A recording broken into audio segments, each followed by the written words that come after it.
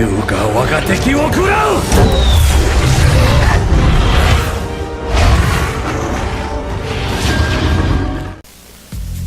Hey guys, it's Harley here, and I'm going to tell you the top 5 things that I think, in my experience, are going to help you be the best you can be at Overwatch on console. Before we begin, let me give you a background so that you understand I know exactly what I'm talking about here. I started off a week before Season 2 with the game on PlayStation. I placed in Gold. I managed to get to Platinum that season, and by the end of the season, very end, I touched Diamond. Just got Diamond, so I was thrilled by that. Just by learning the different heroes and being able to play my counters and things like that. Then, the next season, after placing in Platinum, I worked my way into Diamond, spent most of the season as Diamond, and then began my aim improvement and got just into Masters by the end of the season, for Season 3. Season 4, by the beginning of Season 4, I was really working on my aim improvement. My positioning and thinking ahead had already gotten better. And working on my aim, combining it with the other things that I'd done, I had worked my way to Grandmaster and spent most of the season in High Master and Grandmaster area. And I'm currently still in Masters now, so I definitely know what I'm talking about on being able to climb from that Gold tier all the way up to the Grandmaster tier, nearly top 500, by using these 5 methods. If you want to get in-depth info on anything that I am covering here today briefly, you can either ask me in the comments and I'll do my best to reply, or you can search the YouTubes for any of the vast majority of videos that are on some of these topics that I'm covering here today. The very first thing that I think you can do to improve your game on console is to increase your role/character variety.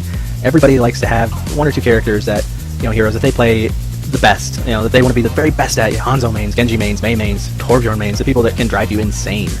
And while one-tricking can get you pretty far, some people Masters, Grandmasters, that's rare. Most people who one-trick are going to lose the match for their teammates, and they're going to get tilted, and they're not going to have a good Overwatch experience.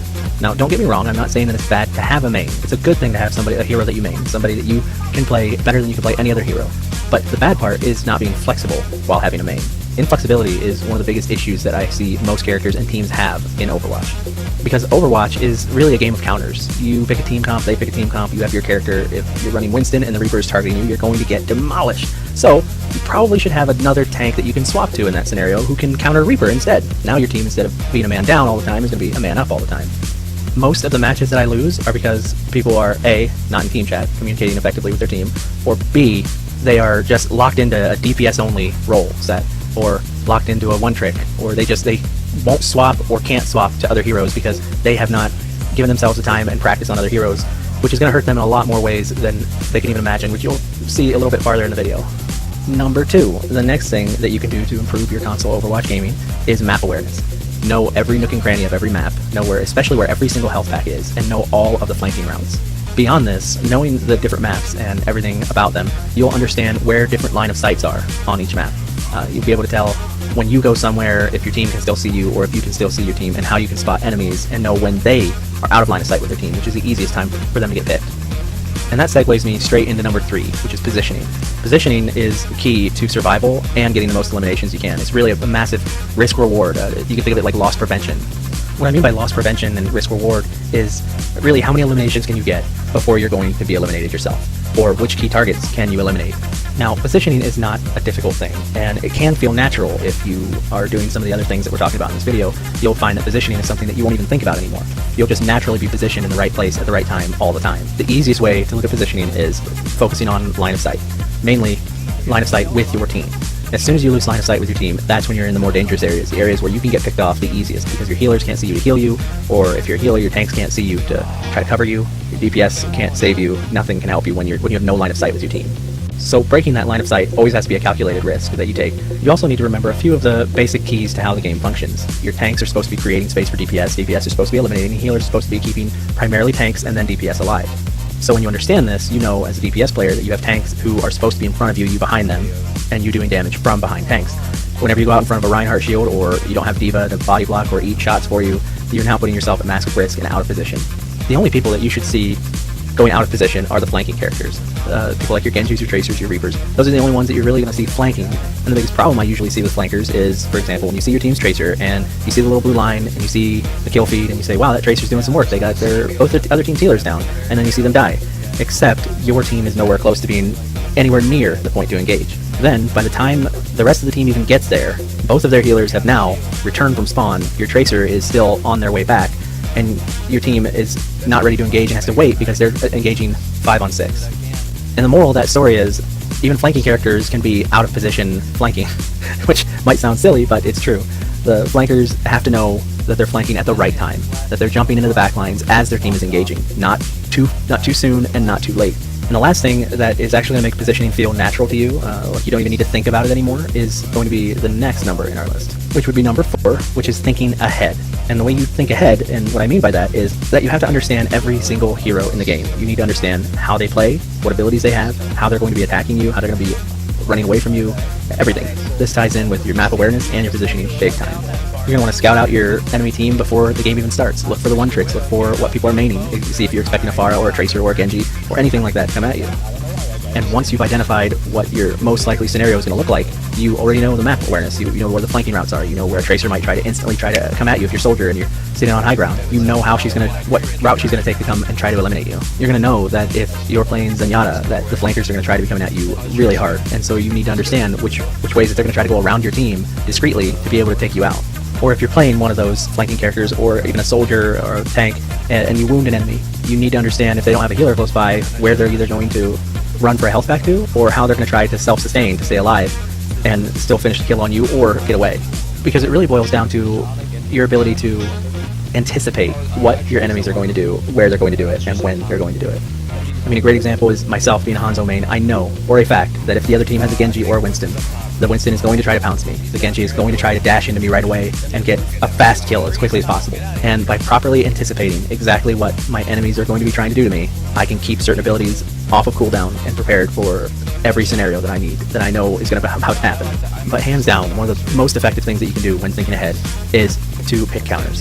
If you see that start selection, that role selection screen, and you go in and check out the other team's profiles in the group menu, and you see that they're running a Genji, make sure your team's got a Winston. If they're running no hit scan, pick up a Pharah, run that on. Anything you can do that will counter their team in the most effective way is going to A, make your life really easy, and B, going to increase your chances of winning and gaining that SR that you're looking for. So the last thing on our list, number 5, which is a biggie for a lot of people, is aim. And there's a lot of different opinions out there and a lot of videos on how people think you can improve your aim on console. So all I can do is share with you what I've learned and how I've improved my aim drastically. Increased look sensitivity, which sounds difficult for a lot of people. I know for a long time I played on default settings years ago on different shooters like Halo, and it wasn't until Overwatch that I actually found that I needed to improve my aim to get better results. The reward for headshots is so much bigger now than it used to be in other FPS games. So when I even thought about raising my look sensitivity from where I'd been used to for years, it was a bit scary, because everybody knows as soon as you change that sensitivity a little bit, everything just feels terrible and you feel like you can't hit a shot ever. And so some people will suggest that you increase that look sensitivity slowly, to maybe increase it by 10, wait a month for your hands to get used to it, go another 10. I decided myself that if I were going to increase my look sensitivity, it was not going to be by taking months to slowly adjust, because every slow adjustment felt terrible and felt like you couldn't hit shots anyway. So what I did was I waited until I hadn't played it all one day. My muscles were not warmed up to the game yet. So I got on and I bumped my look sensitivity from the default 30-15, 30 horizontal, 15 vertical, straight up to 80 horizontal, and I kept the same ratio, 40 vertical. Kept the same double ratio. And I went on Widowmaker, the hardest to play with, and I spent probably 6 hours that day just playing Widowmaker in quick play, because I knew she was the absolute hardest to aim and get kills with. So trying to do that, by the end of the 6 hours, my muscle memory in my hands had already drastically changed, and that higher look sensitivity felt a lot slower than I was used to, or than I had been used to earlier in the day. And the next day, when I was doing that, it actually felt normal.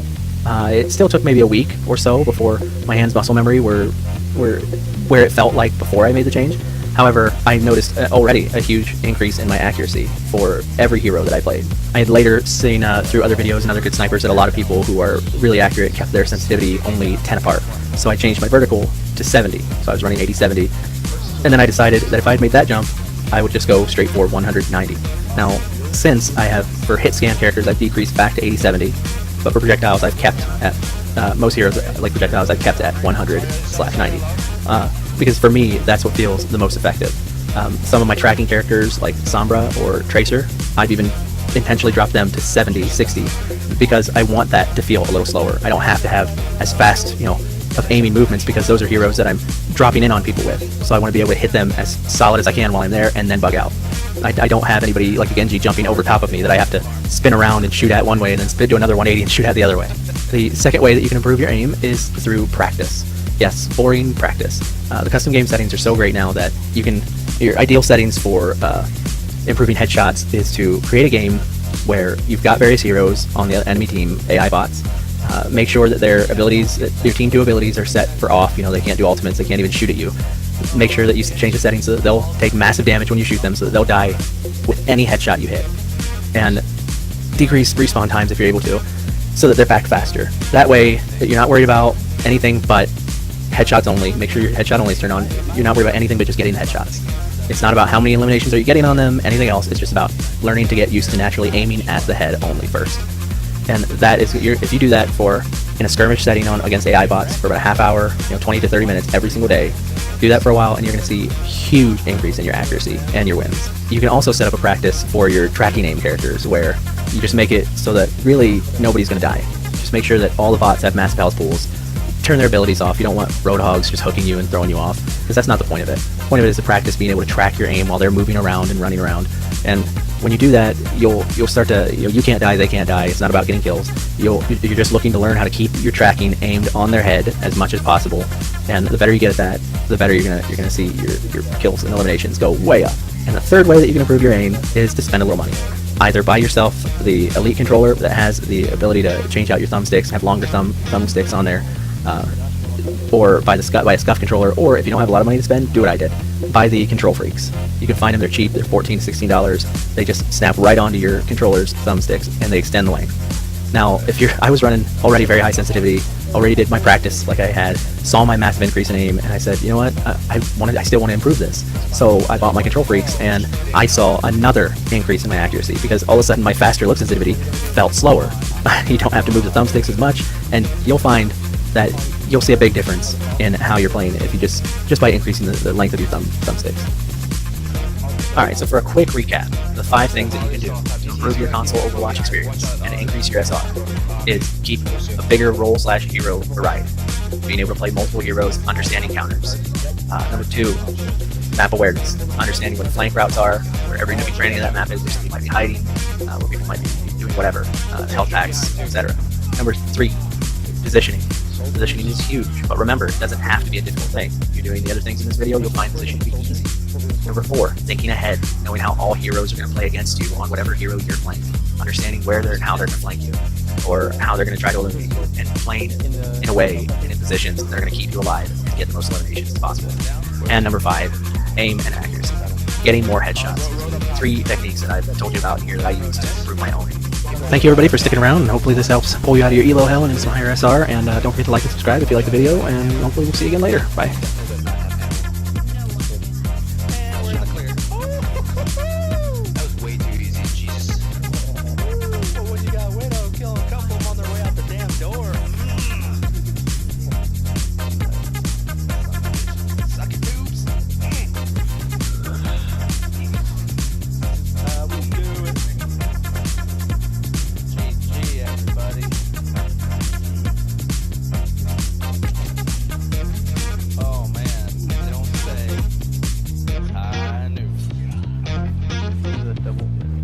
I was like, yep, he just used it.